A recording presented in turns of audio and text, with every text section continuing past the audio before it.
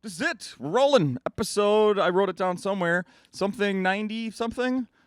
91? Yeah, 491. I think it's 491 No Laugh Track Podcast. Wow. Yes. That's crazy town. Yes, that is the voice of Chris Porter. I'm Justin Severson, the host of this podcast each and every week at Acme Comedy Company in Minneapolis. Most times I talk to the headliner, including this week, Chris Porter. Yay.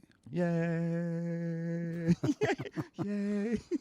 It would have been, I thought, because that's when the way you started the sentence, you're like, normally I talk to the headliner, and I was like, wait, did something happen last night? So we gotta, yeah. Did that set not go so well? Yeah, normally it's like midweek, and then we So, Chris, you were bumped down to feature. Like, wait, what? What the fuck happened? I did well. If you want to Saturday's sold out. It's sold out for Acme is sold out. Yeah. All right. Oh, that's they'll probably tell me that at settlement. All right. No, you didn't sell out. We sold out. We could have had anyone here. Yeah. And we did. Not true. Chris Porter has been at Acme this week. You are technically skipping an evening. You're not going to be here Friday I am nights. taking a night off. But to do a I'm different gonna show. I'm gonna have to go do one of those privates. One of them privates. Yeah, someone's taking me into the champagne room. You're going to show your privates. I'm gonna show my privates. But you're back here Saturday. Back late, here Saturday. You said late show sold out already. Both shows sold out. What? Yeah. I shouldn't be surprised. You should be. Stop. You should be. No, it's still, it's nice to do that, especially like in advance. Hell yeah. Like the early show was sold out like on Monday. Nice. And, a lot of that is Acme. Acme's an amazing club for sure. But there were definitely years where that didn't happen. Yeah. Oh, for sure. This This week you had the Valentine's Day start of the week. Valentine's Day was great. That sold out. I'm not going to take any credit for that. I mean, That Love sold that out. And it was a good show. And why not have me as your Valentine's Day comic, the guy who can't hold a girlfriend to save his life? I know. The guy known for his long-term relationships. Yeah. Dude, I've watched my specials, and it's just, the thing about being 20 and being single, the thing about being in your 30s and being single, and now I'm like, so 44 and being single. Right. And, of course, on the last special, which isn't out yet, I say the thing about being in your 40s and single is you got to come to terms with the fact that it's probably you. Oh, no. It's like, at this point, it's, That's funny. I look back at you. This isn't the first time you've done Valentine's Week here at Acme. You did It isn't? Yeah, no, you did it once before. Wow. Mm-hmm. See, it all blends together after a while. Oh, for sure. Like, I didn't even realize that, the first time I was here was 12 years ago. Like 2010. Okay. It doesn't seem like that long ago. And The first time I was reminding you before we started recording, the first time we did the podcast here, September 4th, 2013, Chris. wow. Yeah. Here are the notes from that. Have a listen as Chris talks about being on Last Comic Standing, seeing himself on TV for the first time, and the pivotal moment in his life that changed his entire future plans. I assume that's the golf ball hitting you. Yeah, probably. Yeah. Probably. I don't know why we just didn't say he got hit in the head with a golf ball, but you got to leave something to the imagination. You can't That's sell right. the whole boat. That's true. So that was almost 10 years ago, and here we are still doing it. Yeah. Crazy town. Yes. Well, and I remember the first time I was ever at this club, I wasn't even performing here. I was performing at Knuckleheads. Oh, the Chuckle Hut. Rest in peace. Yeah. And I came over here to see Mitch Hedberg because I was opening for him a lot back then. Look at that. And so I was like, man, I just want to hang out and see the club. And I just remember, the green room was not nearly as done up as it is now. Right. It was just like a cave. But yeah, I just remember coming down here and because, not to blow smoke up everyone's a-hole, but like, since I began comedy, Acme's been talked about and revered as one of the greats. And so to be able to come in here and actually see it and, kind of have Mitch vouch for you a little bit was pretty neat. Hell yeah. So, How well did you get to know him? I mean, as well as you can get to know Mitch, he didn't go out, heroin addicts don't go out a lot. Yeah. They're going to have something to hide. Yeah. Yeah. Which is hilarious because the first time I met him, I had heard rumors, and I just thought, and I wouldn't bring this up, but there's like, at this point, there's documentaries about it. But, you'd heard the rumors, and I didn't think in a million years anyone I came in contact with did heroin.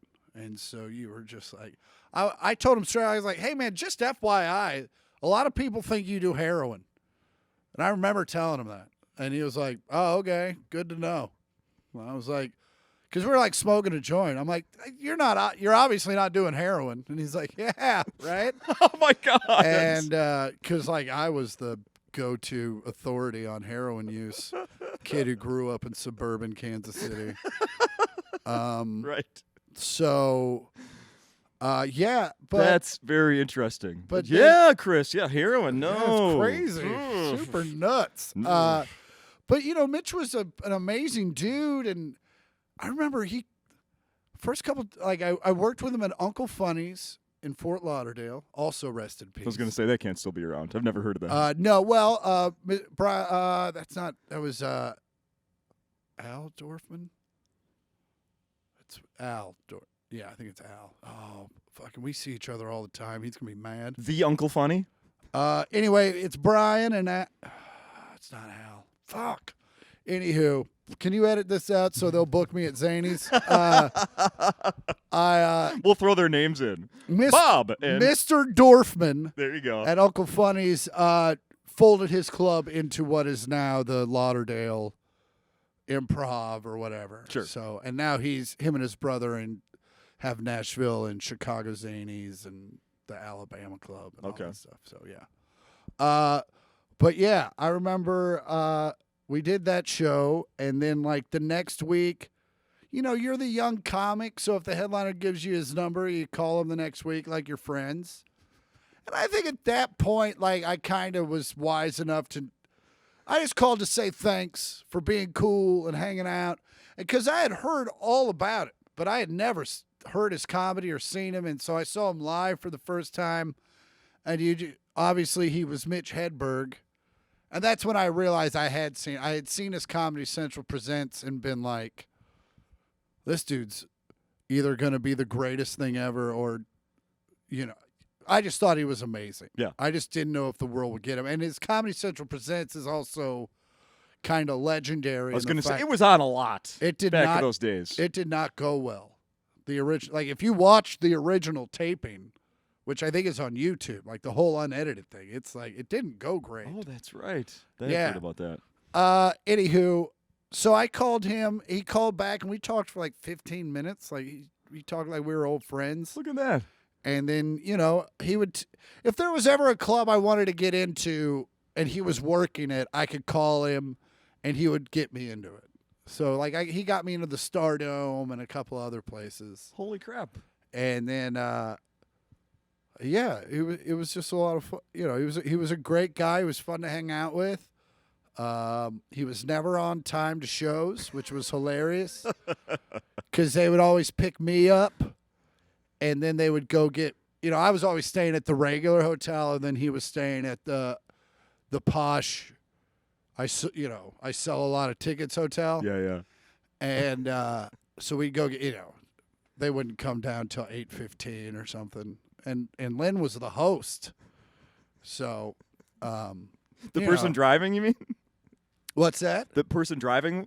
Oh, no, the person driving would be the manager. Oh, I see. They just come get us. They come get me, and then we go get Lynn and Mitch, and they wouldn't come down Lynn, his wife. till, That's what you're talking about, Lynn. Yeah, Lynn, 10 or, they'd come down like right at 8, like we're in some sort of time machine that we could get there in 0 seconds. So, I mean, but other than that, we'd get there, we'd have a good time and put on great. I remember at the Stardome watching him get a standing ovation on a show he did laying down for the most part. I feel like I've heard about those performances. Yeah. Yeah. Just the shows where, especially in Alabama where it's you either loved him or you hated him, especially in Hoover, Alabama. And so it was like a Friday late show and people were just screaming out bits. Yeah. Like it was a Springsteen show, And he just got to the point where he was in a slightly defeated way, he just kind of laid down and people would yell out a bit and he would do it perfectly. And then they'd lay out and then he'd do another bit and he just laid there. Because at the start of him, there were 2 steps and then a riser. So he would just kind of, and his feet were on the stage. And then he said goodnight and he just put the mic down and then the curtains closed. And that was the end of the show. And he got a standing ovation. Could you ever see yourself doing such a thing? Man, I hope so. I hope my jokes are that great to where I can just lay down and just say them. Yeah. And people think it's the best show they've ever seen. Like, man, maybe that's the test of whether you're ready to record. Welcome to my lay down weekend. Turns out not ready. Yeah. Experiment failed. Yeah. Just like when I tried gay. All right. Have you been paying attention to this Aaron Rodgers going on a darkness retreat? Yeah, he's weird, man. Yeah. I mean, listen, I live in L.A. where there's a lot of fucking weird hippie shit going on. There's a girl I follow. Do you need to take that? No, I don't. But coincidentally, it's a call from Garden City, Kansas. Oh, do we know? Is that a real place? That is a real place. There's no one you need to talk to calling from there. Yeah, it's not one of your relatives in Kansas. No, Okay. no, I have no. Trying to get a hold of you. I got no kin in Garden City. Okay. By the way, use the word kin in Los Angeles, and you're on a list. I bet. But no, there's a lot of weird hippie shit that go. Like, there's a girl in L.A. She was drinking her own pee, putting that on Instagram. Like, apparently that's like some sort of healing quality. Like, everyone's just trying to figure out a way to feel, I think. Because they're all just doing the weirdish cold plunges. I did my first cold plunge the other day. Really? And I'm into it. I've never panicked like that in my life. Down to what? Just some shorts? Just some short. And it wasn't like the ice bath I got in my buddy's like 50-degree pool or whatever. You know, it was like the beginner thing. Okay. And because he got in there for like 4 minutes, and he's like, "Oh, it's great for your testosterone." And he just went straight into this like Zen thing. Like, you could even hear his voice just like get a little quieter, and he was just like, "This is how I do it. Makes me feel good." I watched someone do that recently on YouTube, and there was like a coach going, "Breathe. It's your breathing, breathing." And I was sitting there go, and he's just going, "Breathe, breathe," and finally went, "No, no, no, no," and I just ran out. And have you warmed up? Have you finally warmed up? Till I got here. Right. Fucking Jesus Christ. I even thought to myself, I was like, "Oh, this should be like my last winter week, because next week's Vegas, St. Louis is the week after that. It should start warming up then, and then Phoenix." So I was like, this should be my last hint of winter. And Minneapolis was like, "Well, then let us crank it up for you." I was on everybody's favorite social media site, Facebook, this morning, and somebody in like my neighborhood group said something like, with spring right around the corner, what's everybody excited about? And I commented, "Show me this corner. What corner?" Yeah, not according to my thermop. Yeah, no, we get snow in April. It's beginning of February or middle of February. Get over it. No, it's not happening. Anyway, so I was listening to something, some guys talk on the radio about this darkness retreat, and they were, describing getting all the details about that. Yeah. But then they were describing something that sometimes people go into like a room where there's no sound, like negative sound, where you can literally hear your heart pumping. You mean like a float, like when they do those floats? Not even more extreme than the float, because with the float, I've strongly considered doing that many times, and I chicken out all the time. No, a float is like 45 minutes to an hour. Yeah. This is like, it's so quiet you can hear your blood pumping. And people go in and can't last more than 45 minutes because they just freak the fuck out. Because of the sound, you don't hear anything except the sounds of your body. Time has to slow down at that point. At that point, you're probably like, "Yeah, I'm done. What am I in here? Like 3 days?" They're like 45 minutes. Yeah, exactly. Well, shit. Sound is time. Sound is time, you guys. What do you think about those float chambers? Would you have you or would you? I have not. I would if someone bought me a gift certificate. I'd do it. That's exactly what happened to me, and I haven't freaking used it. Yeah. I mean, why not? on a Monday or a Tuesday night, go in there. They say, once you tell me something might be hallucinogenic, I'm usually going to try it. Okay, well, that's kind of why I was asking. Yeah. So, I mean, mushrooms, DMT. I never did acid, but I just never had the time. I just didn't have 12 hours. Yeah, it's not a short journey. No. That's And also, what if you want to get all, like, that's the thing about mushrooms. You got a bad trip. You got to ride it out for like an afternoon. You don't have to ride it out into the nighttime. And then you're just like, man, That's true. I could have done so many other things. That's very true. I was listening to, we could mention your podcast. I was listening to a couple episodes recently. Oh, the 1 Millionth Podcast? That's right. We called it that because we might, I was just like, everyone was telling me you got to get a podcast so that fans can be fans or whatever. And so finally one night because I tried a podcast back in the day, like in 2011. It was called Chris Porter's General Store. And it was supposed to be like, hey, come in and we'll talk politics and we'll just take a subject and we'll talk about it that day. But we'll just talk about it like two dudes, like we're two rednecks at a general store. Yeah, just it's a great name. I think things should be this way, and like that was the kind of the mindset behind it.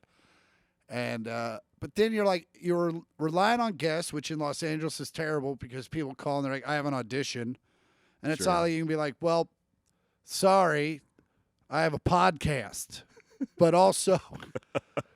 I post Mondays. What do you mean you have an audition? Yeah, it's like, you might make $90,000. Well, someone has to get an app out, so fucking figure it out.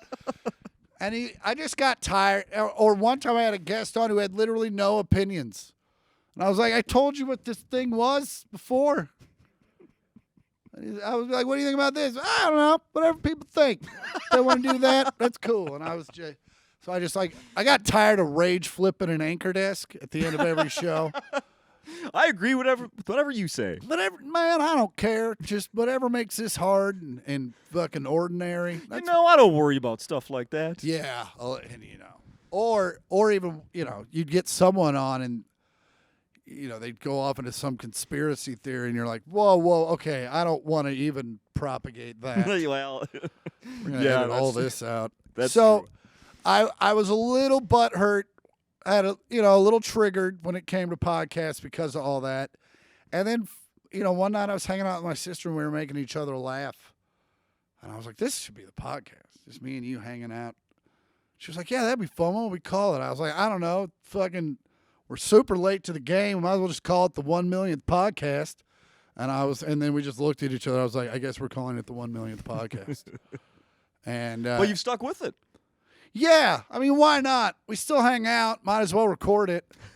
Yeah, it's fun. It's a little, it's made our relationship a little weird just because we don't like to talk during the week because we want it to seem so organic during the shows. Yeah. So it's kind of like we don't really talk a lot now.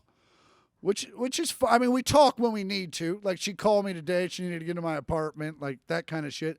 But we used to call each other, like, on the daily and be like, oh, what'd you do? Blah, blah, blah, blah, blah. And now it's like, well, I don't want to waste this, the spontaneity of it. Chris, I do that with my wife sometimes, though. If I have a good story, we're on the way somewhere, I might save it. Oh, really? Get there. Yes. So you don't have to tell it twice? Yeah. What, like if you're going out with your friends and shit? Yeah, or family or whatever. 100%. Like, I'll just sit on this one. Tell everybody at once. Well, also, I mean, I love my dad to death, but that man will tell you the same story 9 times if you let him. And, does it ever change? No. It's just there's a mind trigger, and fucking every time, something will come up and it'll be like, and I'll be like, oh, he's about to tell this story. He's like, remember that one time? I'm like, yes, yes, I remember the one time. Everyone remembers the one time.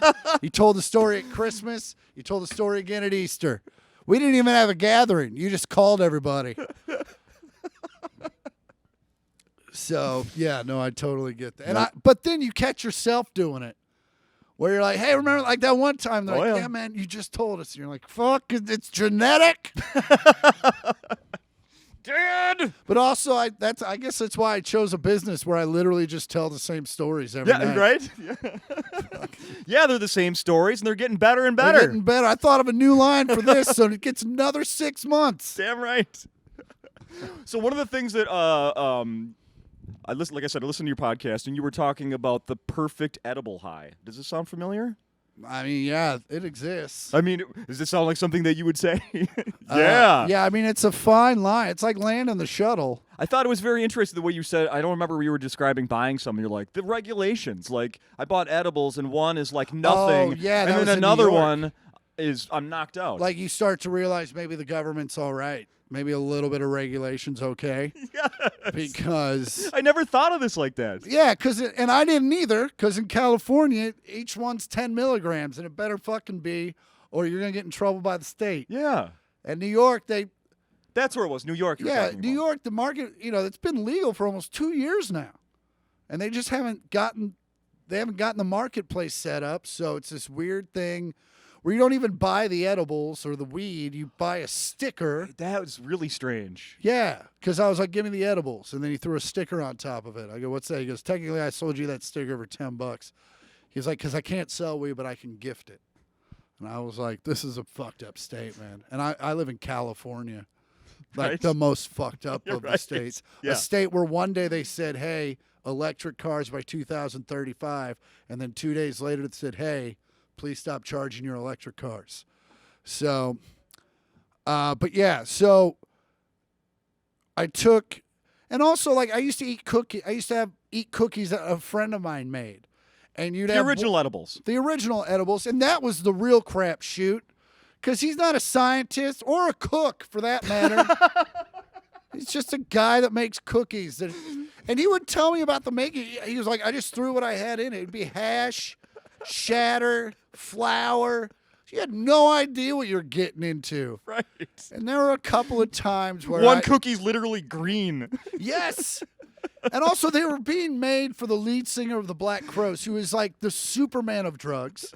The same man I watched do acid and 3 hours later go to sleep. Oh, my God. And so he eats them and he's like, yeah, feel fine. And meanwhile, I'm just like, and I remember I ate half of one. And I got on this plane, and it kicked in. I was like, I'm fucked. This is bad. And I'm just having this quiet, internal freak out. And I was in an emergency exit row, and you start to look around, and I'm like, oh. Yeah, anyone can just open that door, I guess. Which, by the way, is untrue. Once you get to a certain altitude, those doors will not open. Air pressure. Right? No matter how much you pull on them. Yeah. Mainly in case some psychopath gets up high on too much edible and decides to yank on the thing.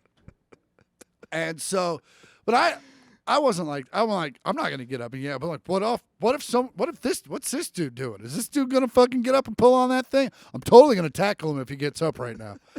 And You're eyeing everybody up. and then you're just like, and then literally 10 minutes later.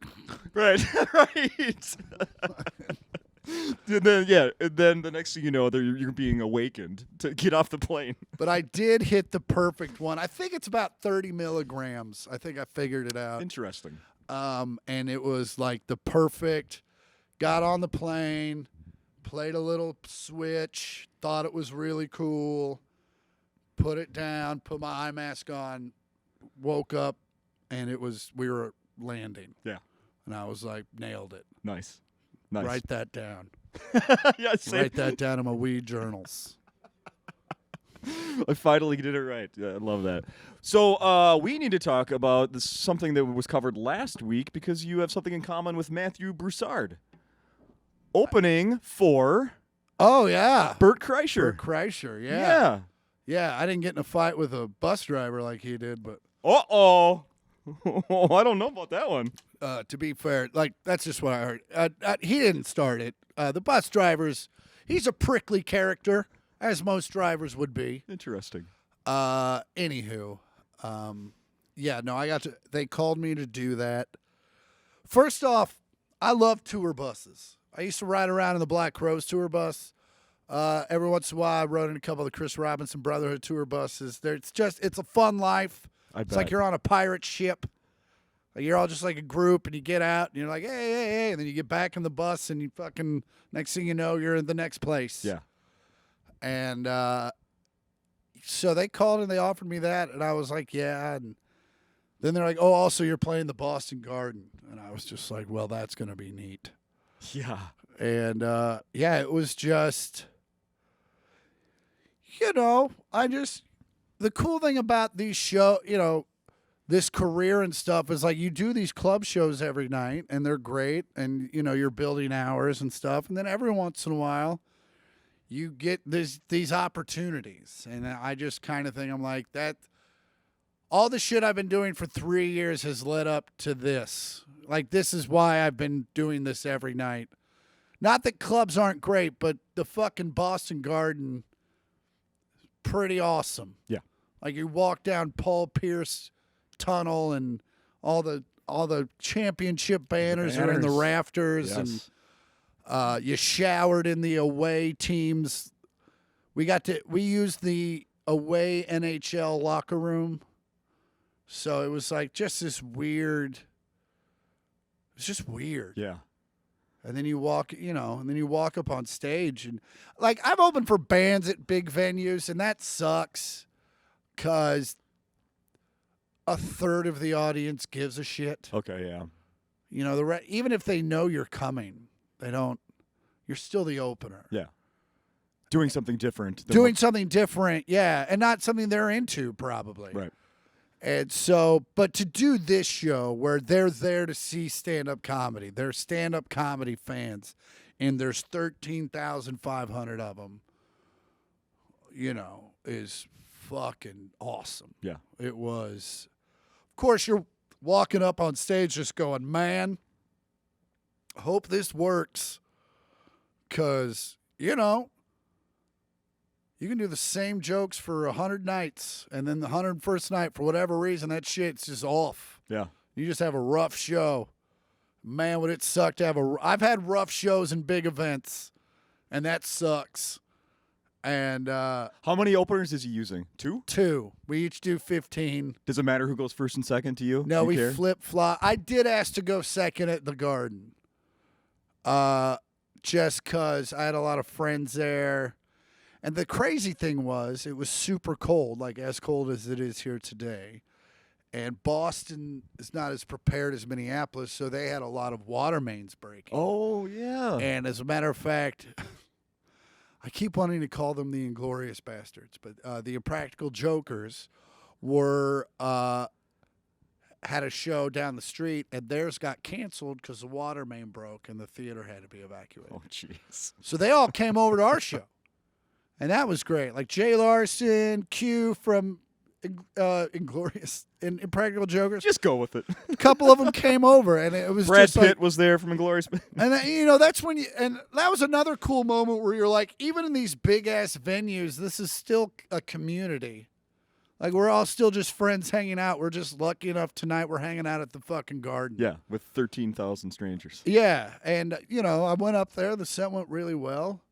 I got, and 15 minutes is long enough to be up there, kind of get your footing, and have that beat where you're like, I'm playing the fucking Boston Garden, yeah, and it's going pretty well. Now let's finish it off. And you just kind of land it. So, like, here you're doing, what, 50 minutes to an hour. There you're doing 15. How is it choosing that 15? Is that real easy? For me, it was just like what's most... I'm a little selfish in the fact that, like, what's the most new, just because I know I'm gonna have the most enjoyment saying those jokes. I'll probably be the most present telling those jokes. And in those moments, you want to be present. You don't want to be just rattling off the greatest hits. Right. That being said, I did end with a thing off Ugly and Angry. Oh. Just because... The funny thing was, I walked off stage, and my best friend, two of my best friends were there. One of them, Zach Myers from the band Shinedown, and one of their biggest hits is they covered Simple Man. And I walked off stage, and he goes, "I think it was cool that you did the old thing at the end." I said, "Fuck yeah, man! We're at the Garden. Play Simple Man." And he just laughed. He goes, "Yeah, man, you do the hits." Very cool. And Bert Kreischer did the Machine. He does it at the end of every. And you know what's funny is, and kind of like this big, like, everything comes full circle. I was playing Omaha 3 or 4 years ago, and maybe 5 years ago, and Bert was doing he did one of those call-in sick to work shows, and I showed up to do that with him, and he was like, man, I got all this new material. I'd hate having to do the machine. It takes up 13 minutes, and I'm like, fuck these people. They paid to see you. They want to see the machine. Go on YouTube and see the machine. Yeah. Do your act. And he just kind of gave me this look like, okay. And he walked up on stage and he did like 45 minutes. And then at the end of the 45 minutes, he goes, hey, I got some more new stuff I want to do, but do you guys want to hear the machine?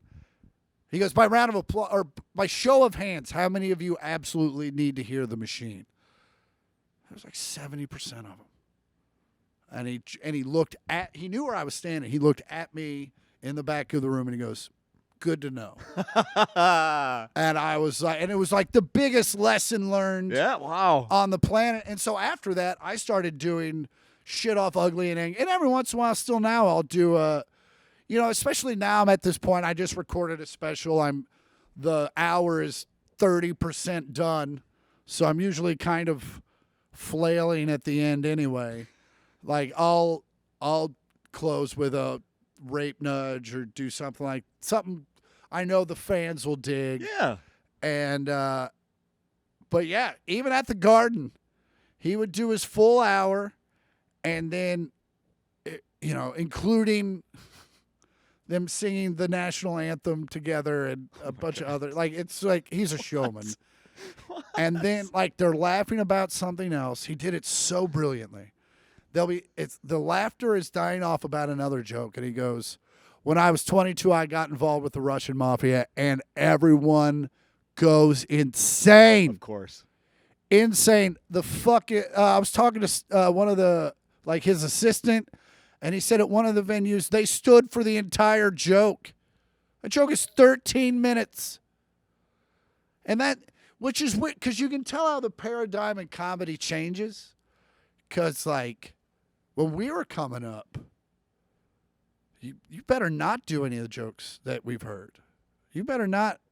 And to some extent, that's still in there. People are like, hey, if I'm going to come, am I just going to watch the same hour I've seen? Right. And you got to be like, nah. But it's like weird, because then there's people in the audience that are like, but I also wanted to hear the bit about your dad.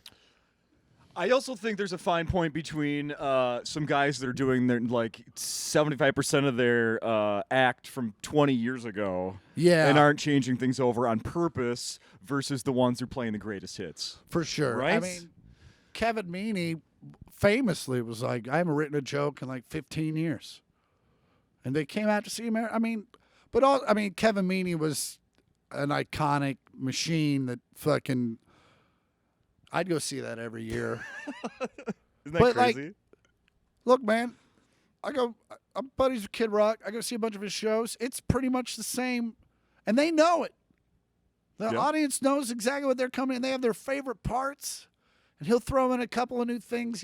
He'll change some things here and there, but predominantly, and that's when you realize that's what, as an artist, whether you think it's cool or not, the acts that are making the big money are putting on a fucking show and giving the audience what they want. What they want. Yeah. Yeah. Uh-huh. I mean, the Black Crowes famously were like, oh no. I mean, I remember going to shows and they didn't play a single hit. And those were the shows I loved as a weird artist band guy like that, and then you'd leave and all the fans would be like, they didn't even fucking play Remedy.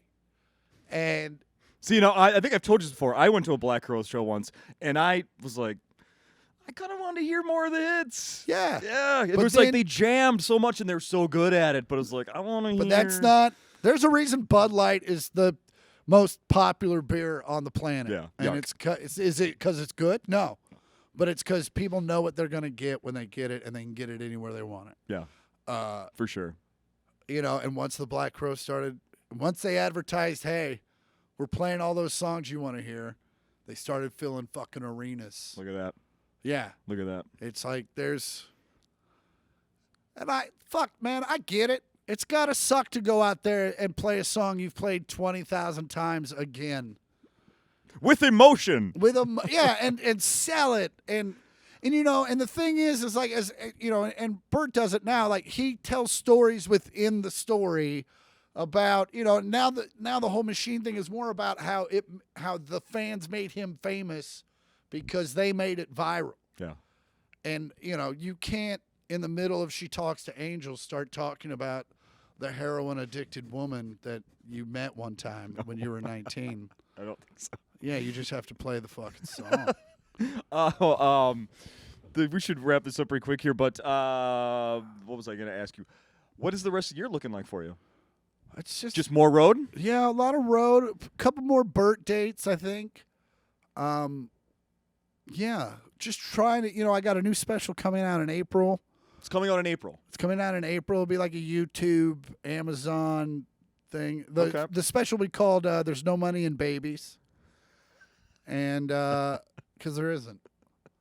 And but other than that, just for me personally, it'd be rebuilding the hour. And then polishing it up and getting, it's just the same cycle over and over again. You just hope you're doing it for more and more people each time. Sure. Merch with you in Minneapolis this week? So here's the Uh-oh. So I went to Milwaukee before this, and I sell records. I sell vinyl records. They're heavy as fuck. Yeah. I have one. I packed as many in as I could to the suitcase. So much that I broke the suitcase. The suitcase got to Milwaukee, had a hole in it because the wheel had punctured through. And these Milwaukee motherfuckers bought every piece of merch I had. Motherfuckers. In 3 days. Just gone. I probably 80 pieces of merch. Just gone. And I feel bad. But no, not this time. But Milwaukee ruined it for Minneapolis. Milwaukee ruined, but probably not the first time that happened. That's going to be a topic I'm going to research for the next time you're here. Things that Milwaukee ruined for Minneapolis. I'm sure there's a few shitty trades with the Brewers. No doubt about that. Oh, my God. So, yeah, we do have to do one final thing. Congrats on your football team winning Oh, Super Bowl. thank you. Did you buy your merch already? No, I was looking at it earlier today. I think I'm just going to get some glasses, like some cups. Oh, sure. Pint glasses, yeah, nice. That Love kind that of stuff. I think I'm a little beyond the... Man, when the Royals won the World Series, I bought... Well, first off, it had been 30 fucking years of mediocrity, right. So it was like kind of a bigger deal. Yeah. I bought everything, and now I don't wear any of it because you're like, this was 8 years ago. Yeah, world champs. Yeah, we remember. Yeah. Your shirt's old. When was that? Was that 14? So, yeah, you get the glasses. It was fun. It was a great game. A lot of controversy. I got to stay off the internet. I was drunk fucking night of the Super Bowl. Like, you motherfuckers don't know what you're talking about. And you just realize you're screaming into a void. Right. And, but yeah. Have you seen the highlight of the Super Bowl parade the other day? Which one? Where he almost falls out of the bus? Oh, I didn't see that. I saw somebody toss look like some fireball or something to Kelsey, and he quickly slams it. Oh, yeah. No, I mean, it. they probably do that during the game, to be fair. Arrowhead's a weird place. No, it was amazing, especially like halfway into the year. I remember talking to my uncle and being like, I see us exiting early out of the playoffs. Yeah, Buffalo looked like the team. Buffalo looked like the team. And he does it every year, but it's still Spagnolia, our defensive coordinator, struggles throughout and he may just he may be a super genius where he just kind of treads water till the playoffs, and then he starts really showing some schemes and stuff. Because there was a time where I was like, our secondary can't stop anyone. Yeah. And then throughout the playoffs, they were just unstoppable. Mm-hmm. And it was a great game. I say any game that comes down to one call, you probably didn't win anyway. Yep. So, and the Chiefs have been on the bad end of some calls. So I feel great. Do I feel like it changed my life in any way? Absolutely not. Yeah. But it's going to make for a good off season. Hell yeah. Yeah, Hell yeah. It was a good run, and then you finish it off. we did. Yeah. Which is what I told her. Well, hopefully let's do this again next year. Huh? I would love to. Come back and let's do it again. Please. Anytime they offer me Acme, I take it. Good. So, yeah. Excellent. Thanks, Chris. All right, thank you. Did you see